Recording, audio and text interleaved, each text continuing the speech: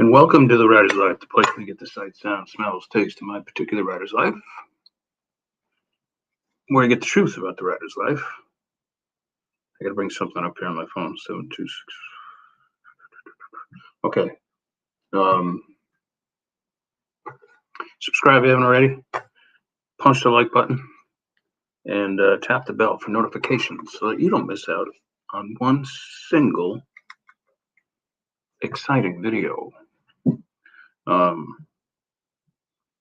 I kind of sound like a slick DJ today, don't I? Don't forget to go to the store, www.vinzandri.com, vinzandri.com. Grab the newest installment. What's up, Big Philly? Don't forget to grab the newest installment of American Crime Story. This is like backwards language, but it's book 2, and it's a version of the cover is a version of this, different version of this. Anyway,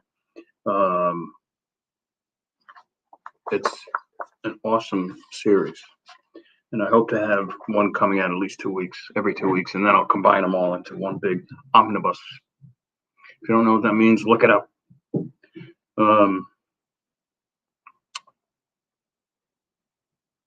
Yes, back to kick off a new week, Big Philly. And whenever I have a new release, which seems, like I said, it seems like every other week now, I'm always curious about the numbers, how they're doing, in my independent stuff, not my traditional stuff. I have no control over that. But with my independent stuff, I look at the numbers. Not obsessively, but probably more than I should. Downloaded the first 2 American Crime Stories. Thanks, Big Philly. Appreciate it. Rock on, brother. Hope you like them. Write a review, please. I would love that.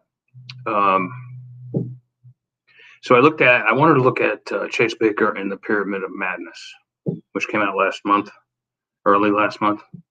And so far as I can tell, it's made about $300, something like that. Maybe a little more, maybe $325, something like that, around there. And you might be like, oh, big whip, right?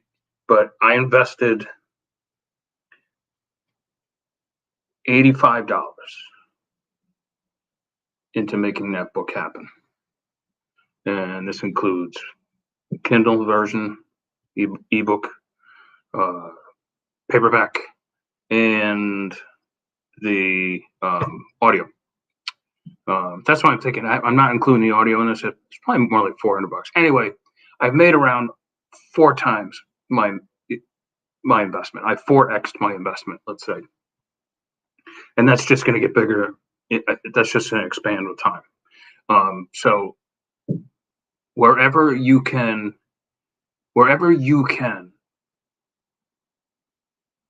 create an intellectual property that makes you that kind of return on investment, you're doing great. Like, there's nothing really out there other than Bitcoin that can do that for you. That's why I write so much, and that's why I'm not even worried about like book bubs or anything like that. I'm not. That's going to be for the future.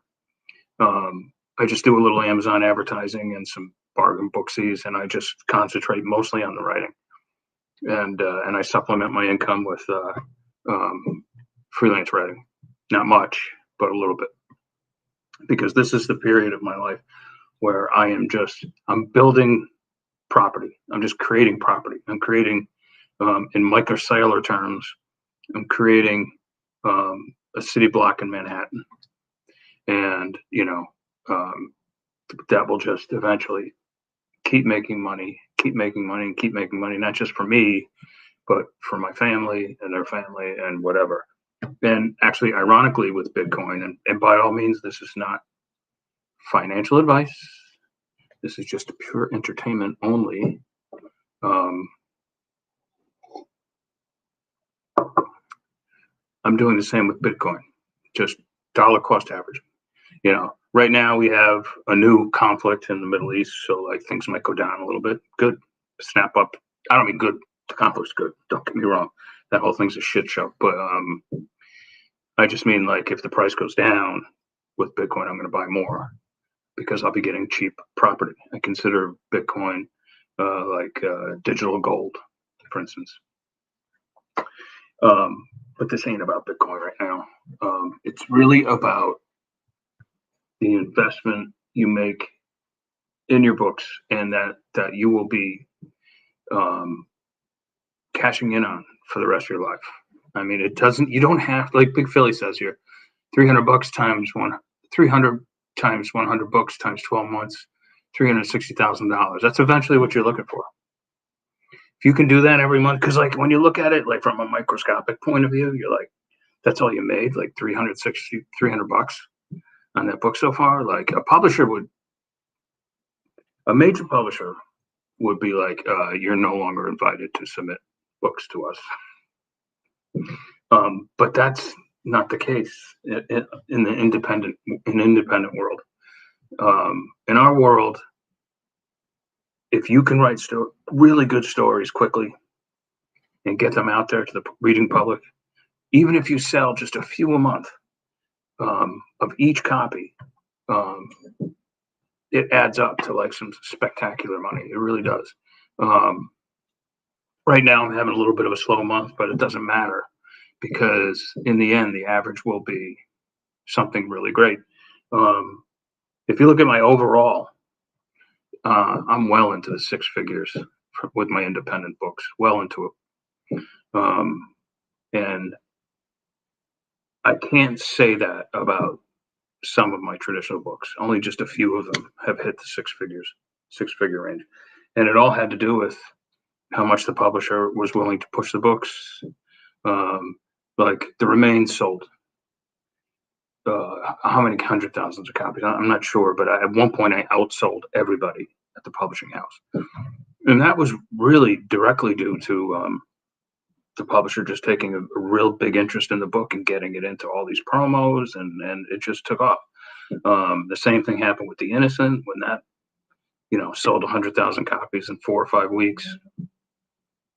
My own book, The Shroud Key, from my Chase Baker series, action adventure series, that came out, I want to say 2014. Yeah, 2014, 2015, something like that. And that has since made around $45,000. Now that's a book that like publishers are kicking themselves for not picking that up. I didn't offer it to them anyway, and it's not for sale. But that whole series has made really good money for me. And I believe The Ashes, which is the second, which is the sequel to The Remains, I offered it to Thomas and Mercer, and they said, no. The algorithm says that it's been too late to do a sequel.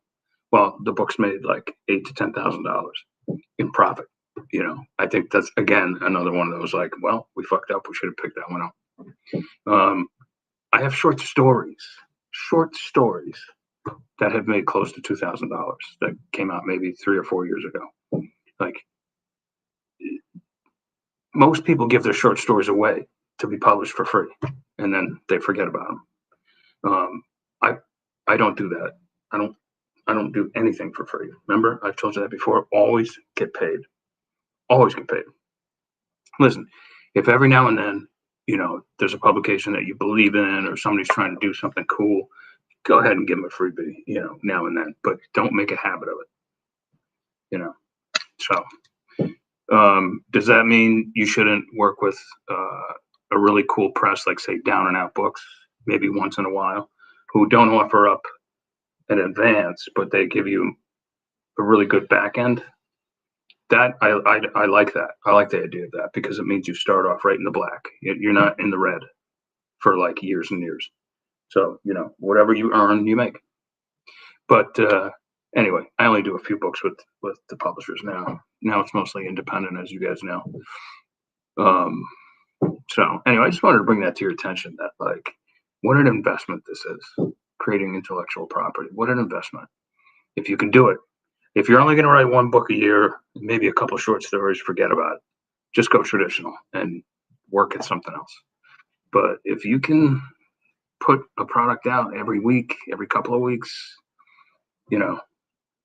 Give it time. It's going to take like 5 years, but you could do really well. Yes, you can. All right, that's all I got for you today. Just a quickie. I just wanted to bring that up.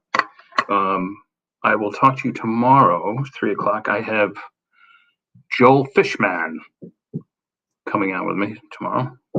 I've known Fish a long time. He's a great writer, entrepreneur. He's the only guy I know who went back to grad school at like 59 years old. He just graduated and like got like a degree in I'm going to butcher this, but a degree that's revolves around ecology. So here's a guy who's not just like, he's like, my world is not strictly writing, it's other things too. And I like that. All right. So we will see you tomorrow, the two of us, at 3 o'clock sharp, maybe. We'll see how it goes.